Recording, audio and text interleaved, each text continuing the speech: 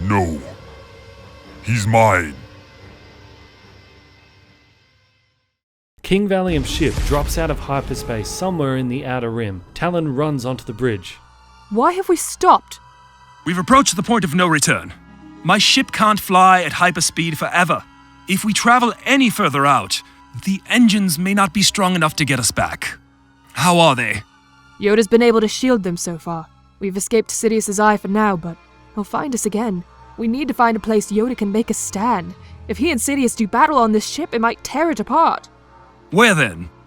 Any nearby planet with lots of life forms. Why? The Force is an energy field created by all living things. A world with many living things has a great deal of the Force that Yoda can draw on. He turns to the pilot. Scan for a nearby planet with a high life form reading.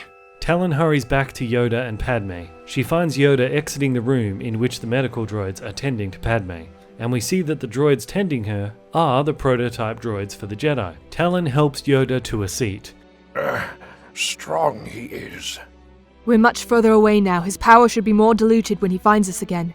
She looks through the window of the medical room to Padme. Doesn't look like it will be long before the child's born. A droid approaches and hands Yoda a glass of water. I've been meaning to ask you something. Ask. The gift of foresight that Sidious has now, that his old master Plagueis used to have. If he had the gift, then how did you ever stop him? He should have seen you coming from a mile away. Yoda smiles. Even the most powerful gift of sight, by overconfidence can it be blinded. Your overconfidence is your weakness. King Valium appears. We found an appropriate planet, and will land any moment now. It might be best that you drop us off and return to orbit to wait. This might get messy. The king looks to Yoda.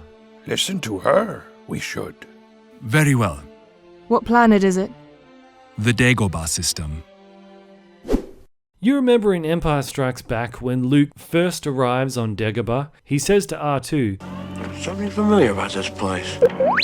Well, in this version, that's because he has been on Dagobah before. He was born there. This would also add an extra layer as to why Yoda wants to train Luke on that planet, because that's the place of his birth, so it will kind of be like the place of his rebirth as a Jedi. Obi-Wan crawls from his crashed X-Wing into the surrounding jungle. He reaches for his communicator, and a sharp stab of pain in his shoulder informs him that he's broken his left arm. He detaches his communicator with his other hand and flips it open. Red leader to ground unit. Do you read me?